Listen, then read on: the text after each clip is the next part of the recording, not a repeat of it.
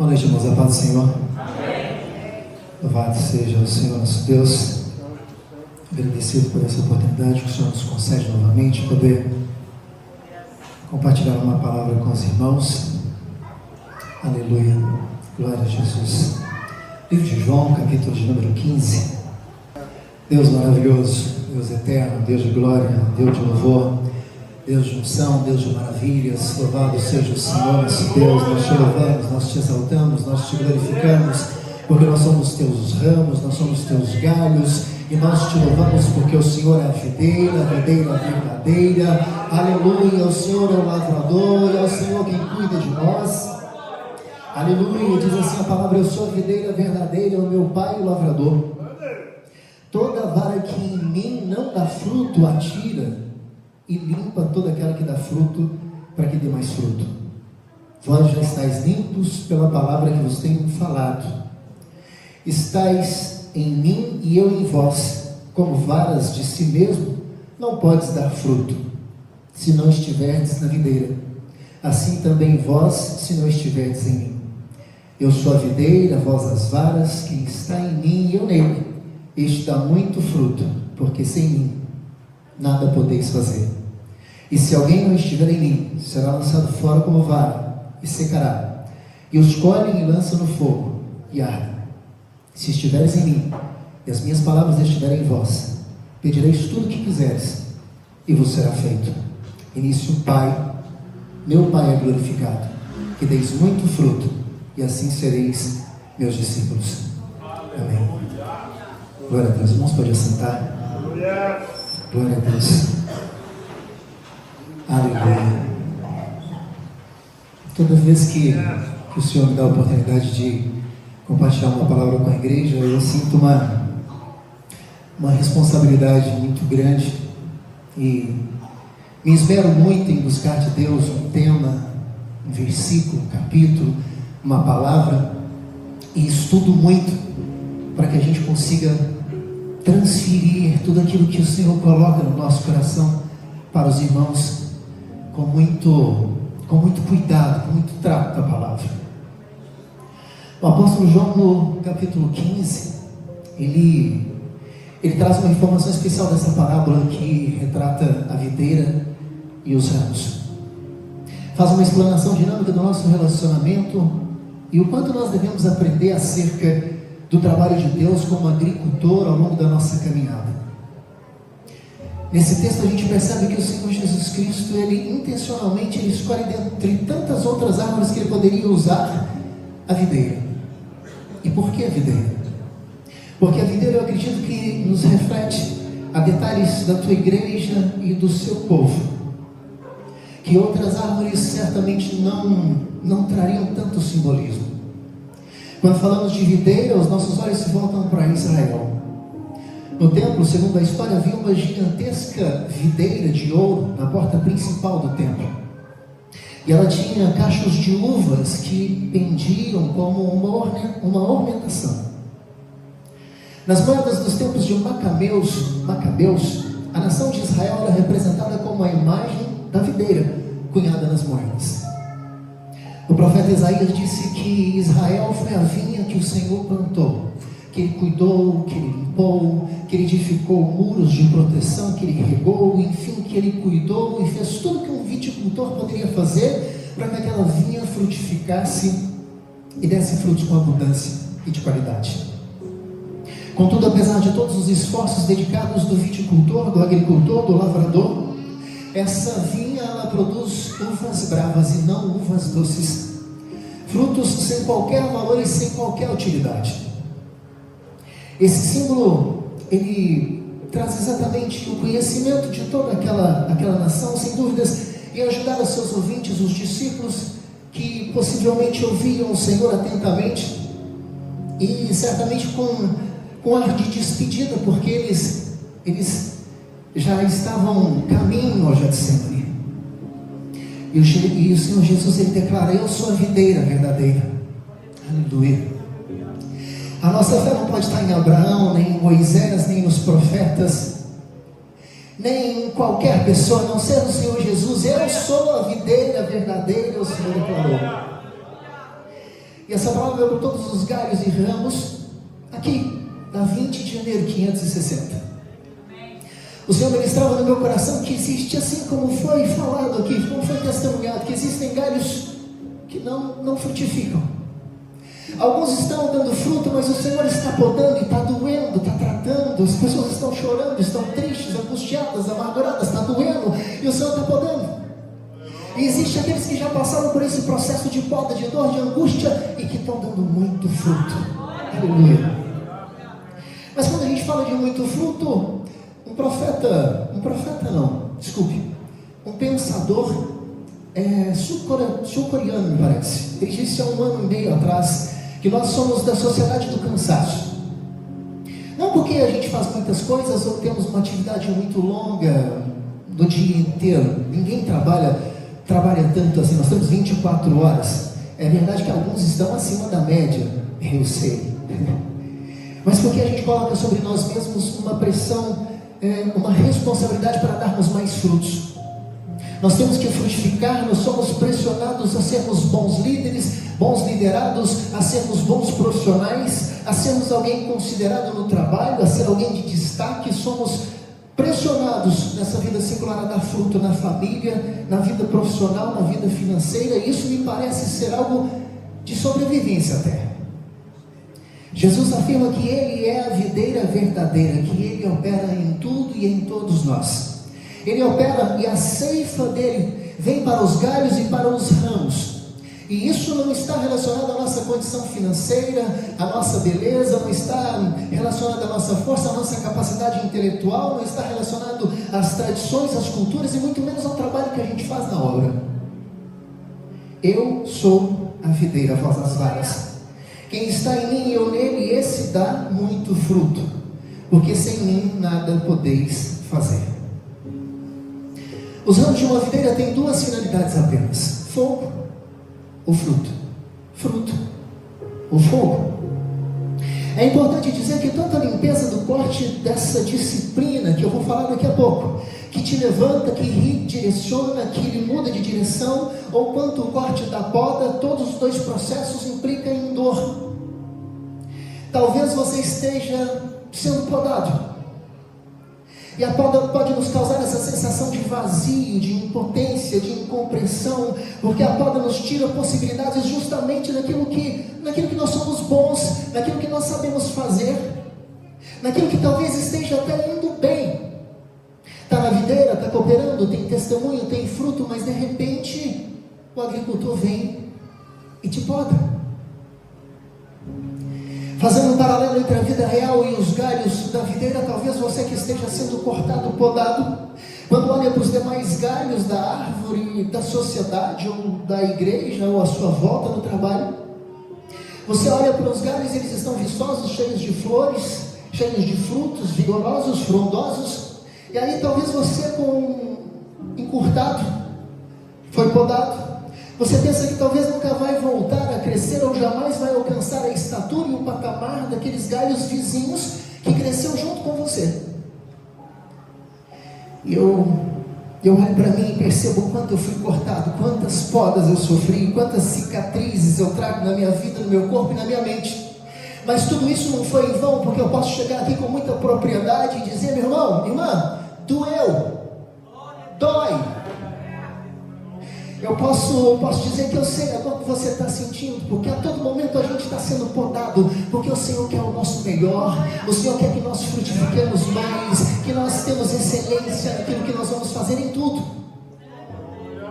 Não tem como a luz se destacar se ela não for luz, não é?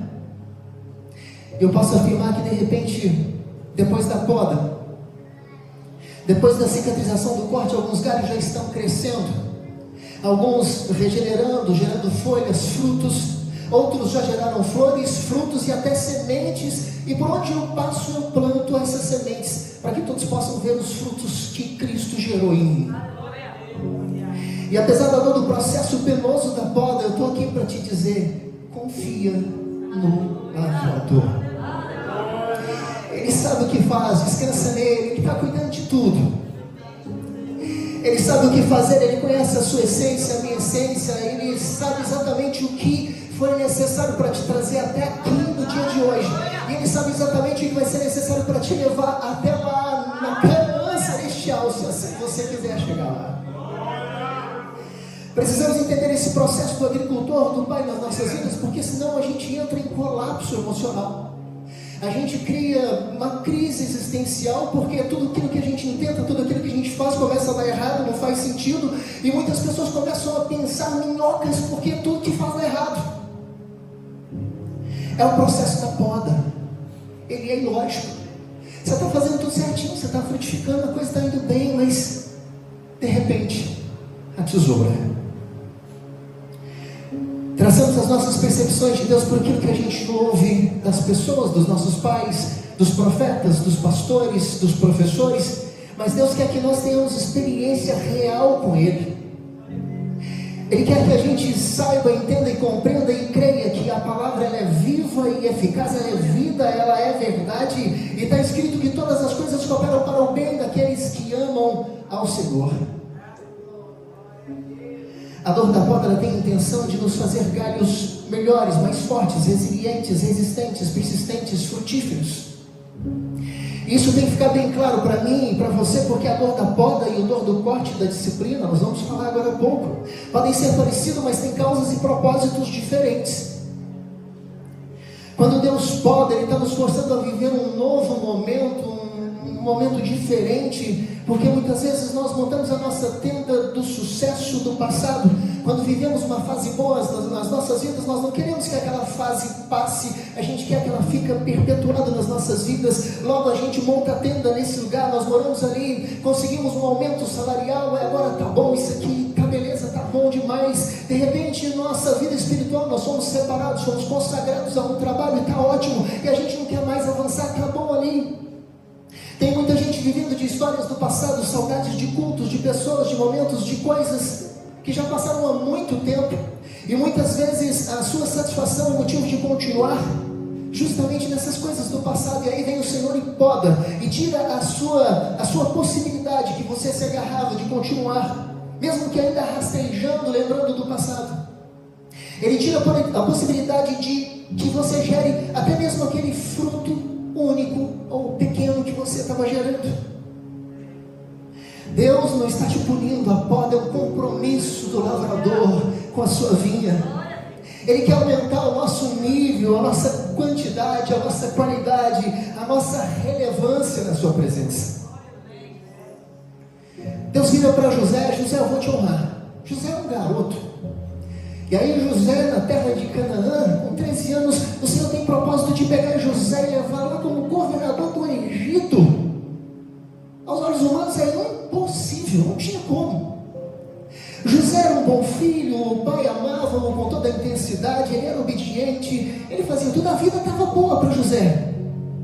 E de repente Deus revela um sonho lá em Gênesis 37, que os seus irmãos, os seus pais se dobram a eles, aí ficam todos alvoroçados, e aí invejam de José, mas fato é que de um sonho uma tesoura. E Deus vai podando, vai cortando e vai lhe tirando todas as possibilidades de ser honrado. Mas o Senhor disse que ia honrar você, José. A tesoura de Deus sempre nos surpreende, vai provocando situações e coisas que a gente nunca imaginaria que aconteceriam ou que a gente viveria nas nossas vidas. José é esse exemplo. José é aquele garoto que jamais poderia pensar que ele um dia seria governador do Egito. Mas doía quando a tesoura estava podando. Doía porque ele foi arrancado do seio da sua família. Você está com uma vida talvez em santidade, buscando a Deus, orando, dedicando a obra. Todos percebem o seu empenho. As coisas estão avançando e agora de repente está tudo de ponta cabeça, tudo de cabeça para baixo, nada parece fazer sentido. E você pergunta: Deus, o Senhor disse que ia me honrar, o Senhor me deu um sonho, uma visão, uma revelação, agora olha como está tudo. Ele disse que vai me honrar, mas tirou o controle da situação. Ele disse que vai honrar, mas tirou a estabilidade que você tinha. Ele vai honrar, mas agora é só dificuldade, é só problema, é só luta, é só perseguição, é só escassez, é fome, é frio, é sede. Como que Deus vai me honrar? De repente você está perguntando isso no seu coração. Certamente, apesar da comunhão que José tinha, do temor a Deus, certamente, a Bíblia não fala, mas eu acredito que ele também deve ter ficado assim, sem entender entender o que estava acontecendo. Se destaca com o pai e a família, de repente vem a inveja, a cova, a escravidão e a tesoura está podando. Lá na casa de Potifar como escravo, ele se destaca novamente, mas é condenado e a tesoura está podando. De repente na prisão ele se destaca novamente, a tesoura está podando. Mas na prisão não há mais perspectivas, final da linha, final do poço. Quem sabe José pensou, o que eu estou fazendo aqui? Quem sabe naquele momento de folga, será que ele não pensou isso? Será que ele não pensou, Senhor, está tudo bem na minha vida, por que o Senhor me trouxe para cá? Ele jamais poderia imaginar aquilo que o Senhor estava fazendo por ele e para ele. Então não se assuste, José. De repente muitas pessoas te elogiavam, te abraçavam, mas agora te expulsam e te rejeitam. De repente aqueles lugares que eram confortáveis para você, hoje já não te cabe mais. Mas apesar de todas essas dificuldades, não se assole, não se preocupe. É a tesoura do Senhor que está podando, que está mudando tudo de lugar. Apesar do desconforto, tente não se preocupar. O Senhor está cuidando de tudo. Enquanto José era traído, pisado, acusado de estupro, ele era esquecido ali naquela prisão. O Senhor criava em José uma autossuficiência, uma capacidade enorme de gerar, de administrar, de perdoar, tudo. Em tudo o Senhor aumentava na vida de José sem que ele percebesse. Foi uma escola dolorosa. Quando a gente fala de José, o menino José, e depois José governador, é tudo muito lindo, José é governador, mas vai passar o que ele passou. Deus tem um propósito para você, para mim, para a gente ir mais longe. E talvez ir mais longe não passa pelo novo cargo, não passa por um novo título, não passa por uma nova faculdade, não passa por um diploma, uma conquista, não passa por honra, passa pela tesoura.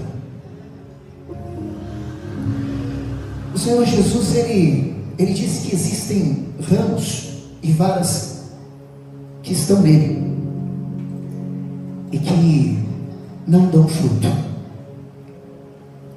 Qual era a promessa que o Senhor fez para José? Ministério de honra, de administração e de governo. Mas aí de repente a tesoura vem e tira toda a capacidade de José de ser honrado. Ele está sendo escravizado, ele está sendo acusado. De repente Deus tira toda a capacidade de ele ter voz ativa. E a tesoura está comendo, a tesoura está cortando. José agora no auge da sua vida, com um ramo cheio de cicatrizes, ele contraria a lógica humana, porque quem foi traído se sente no direito de trair, quem foi humilhado se sente no direito de humilhar, quem não foi acolhido sente-se também no direito de não acolher. Mas ele é capaz de perdoar, de acolher, de receber aqueles que o odiaram. Toda vara que em mim está, diz o Senhor, dá fruto, e aquele que dá fruto, o Senhor limpa para que dê mais fruto ainda. Ô José, Deus permitiu que você viesse até aqui, para que você continue ligado na videira, enxertado na videira, e receba força em cada novo dia da sua vida, para que o Senhor de uma forma contínua continue sendo glorificado através da sua vida. Toda vara em mim que não dá fruto, atira. Está no versículo de número 2 também. O Senhor, Ele diz, algumas traduções diz que Ele corta, e outras dizem que Ele tira. A palavra, no entanto, corta ou tira, referindo-se ao galho que não dá fruto, vem do grego, airo, que significa literalmente levantar, erguer ou retirar. Na passagem de Marcos 6,43, na multiplicação dos peixes e dos pães, também esse verbo airou foi usado, e em algumas traduções diz, e recolheram 12 cestos de pedaços de pão e peixe, e em outras traduções diz, e levantaram 12 cestos cheios de pães e de peixe. Quem levanta, não tira, quem levanta, suspende. Quem recolhe, colhe, e quem colhe, retira, tira para si e não joga fora. Logo, quem recolhe, está colhendo, está pegando. Apesar de muitas interpretações, a maioria dos teólogos se inclinam para essa resolução nesse sentido, E após estudar muito sobre vinhedos, sobre plantação, viticultores, cuidados com a videira, e dado ao contexto que o Senhor queria nos falar nessa noite, eu não tenho dúvida de que o Senhor vai te levantar aqui nessa noite. Ele vai te levantar. Aquele que não está dando fruto, Ele vai levantar. Assim diz o Senhor essa noite. O Senhor está aqui. O agricultor, o lavrador, Ele vai te levantar. Você não está frutificando porque você está arrastando no chão. Está sujo, está lameado, está talvez no pecado, nas iniquidades, pensamentos torpes, talvez está empoeirado, cheio de impurezas que o vento trouxe para cima dos seus brotos e dos seus galhos, que estão se arrastando no chão. Por si só é impossível se levantar, porque a natureza humana ela tende a tendência de ir para o chão mesmo, e essas ramas que são trepadeiras também elas têm a tendência de ir para o chão, se sujam, se lamiam, e em si mesmo não há força e nem possibilidade para se levantar. Tem alguém aqui nessa noite assim? Sente-se como um ramo inútil? Um ramo que está machucado, necrosado, porque estava no chão, exposto às pragas e os fungos que contaminaram o seu ramo. Sente que está morrendo, definhando aí no seu lugar. A parte mais vigorosa sua estava no chão, o broto, que era o lugar onde você podia frutificar. Aleluia. O Senhor diz: eu sou a videira verdadeira e o meu Pai é o lavrador. O lavrador, o viticultor vai te levantar aqui nessa noite, e você vai voltar a frutificar. O Senhor vai fazer missão hoje aqui dentro da igreja, porque Ele é o maior missionário de todos os tempos, e Ele sabe que se você não frutificar os frutos do Espírito, o gozo do Espírito, você jamais vai ser capaz de pregar para uma alma lá fora, porque você não está sentindo o gozo da longanimidade, da bondade, da justiça, do amor, os frutos do arrependimento. Mas Ele está aqui para te levantar, para me levantar aqui nessa noite. Aleluia, aleluia. Não pense que Ele não se importa, porque Ele está te vendo. Você pertence à videira, você está na videira, tem relacionamento com a videira, está ligado à videira, mas não está frutificando. Quando o texto olha por essa ótica, o agricultor vai levantar você hoje, vai te reposicionar no gradeamento da vide, para ir para cima, para o alto, vai te remanejar, vai te colocar no lugar para que você dê fruto. E se você quiser, Ele vai te limpar da lama hoje, da poeira. Ele vai tratar os fungos, as pragas malignas que necrosaram o broto do seu ramo que está caído no chão, porque Ele se importa. O Pai, o agricultor misericordioso, amoroso, Ele te levanta nessa noite, Ele te limpa, Ele te cura, Ele te sara, Ele te restaura, para você voltar a produzir frutos. Aleluia. E se você quiser, Ele vai te levantar nessa noite. Aleluia. Aleluia. Como que Deus levanta o ramo que não está fluindo no fruto do arrependimento, da obediência, da paz, do amor, da longanimidade, da bondade, da justiça? Como que Deus levanta? Como que Deus levanta o ramo que parou de frutificar no discipulado, no aprendizado, o ramo que está sem força, sem vigor, para ouvir o agricultor, receber da vide a ceifa que dá ânimo e que renova a fé e a esperança? Como que Deus levanta? O agricultor, estudando, eu percebi que o agricultor, após levantar os galhos da videira que estão no chão, com muito cuidado, ele começa a grampear, a amarrar você com cuidado na direção para cima. Mas tem um detalhe: ele não aperta os cordões não, para não te machucar. Aleluia. Ele te coloca na posição para subir, é para o alto. Aleluia. Quando ele, isso foi lindo, pastor, porque o viticultor, ele não aperta o ramo, ele tem essa preocupação com você, meu irmão, minha irmã. Os galhos são direcionados para a barreira está lá em cima, mas precisa seguir a linha que o Senhor vai definir para você, na direção. Não desvie nem para a direita nem para a esquerda, os dias são maus. Durante esse processo vai doer, porque o galho está pendendo para baixo. Ele vai te trazer para cima e vai te grampear. Mas ele vai cortar também as folhas, os brotos que estão necrosados, que estão podres, porque estavam no chão, estão com fungos, estão machucados. Ele vai cortar. Vai doer um pouco, mas vai fazer bem. Talvez nessa caminhada e desenvolvimento da vida nossa com Deus, você perdeu a alegria da salvação. Está lameado, está sujo, está confuso, está perdido. Mas o Senhor te levanta nessa noite. O Pai de amor, de bondade, Ele está aqui nessa noite para te levantar se você quiser. Ele diz: vós fostes, não foste vós que me escolhestes, mas eu vos escolhi a vós outros, diz o Senhor. Ele nos escolheu, nos designou para que nós possamos ir e dar frutos.